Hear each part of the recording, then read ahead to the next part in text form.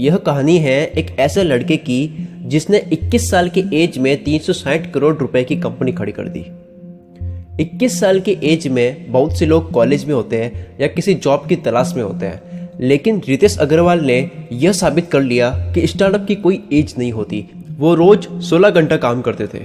उड़ीसा के रितेश अग्रवाल ने इतनी कम एज में ओयो रूम्स की शुरुआत कर बड़े बड़े एक्सपीरियंस के एंटरप्रेन्योर्स को भी आश्चर्यचकित कर दिया।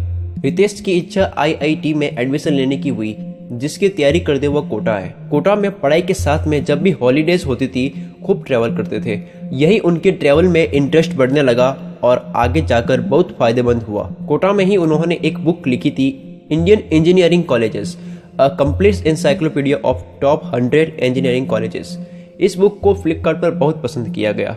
16 साल की एज में उनका सिलेक्शन मुंबई स्थित Tata institute of fundamental research TIRF में आयोजित एशियन साइंस कैंप के लिए किया गया। यहाँ भी वे हॉलीडेज में खूब ट्रैवल करते थे और कई सस्ते दामों की होटल में रुकते थे। रितेश को पहले ही बिजनेस में इंटरेस्ट था, लेकिन उनको कोई आइडिया नहीं मिल रहा था। ट्रैवलिंग के वक्त ठहरने के लिए सस्ती होटल के बारे में बुरे एक्सपीरियंसेस को अपने बिजनेस का रूप देने का सोचा। उनको यहाँ एक आइडिया मिला। उनको लगा कि यहाँ से स्टार्टअप किया जा सकता है। मेरी तरह न जाने कितने लोग सेम प्रॉब्लम फेस कर रहे होंगे और यही स्टार्टअप की मीनिंग होती है, किसी स्टार्टअप का हल निकालना। 2012 में उन्होंने फर्स्ट स्टार्टअप ओरवेल स्टेज की शुरुआत की, जिसका एम था कम समय के लिए कम प्राइस में रूम को अवेलेबल कराना, जिसको कोई भी इजीली ऑनलाइन रिजर्व कर सकता था। काफ़ी कम समय में रितेश अग्रवाल को अपने स्टार्टअप में सक्सेस मिली।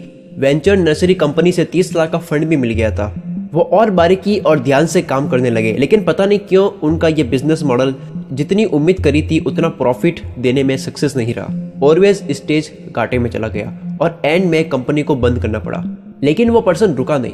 उन्होंने देखा कि कहाँ कमी रह गई है। उन्होंने दोबारा इस आइडिया पर काम करने की सोची।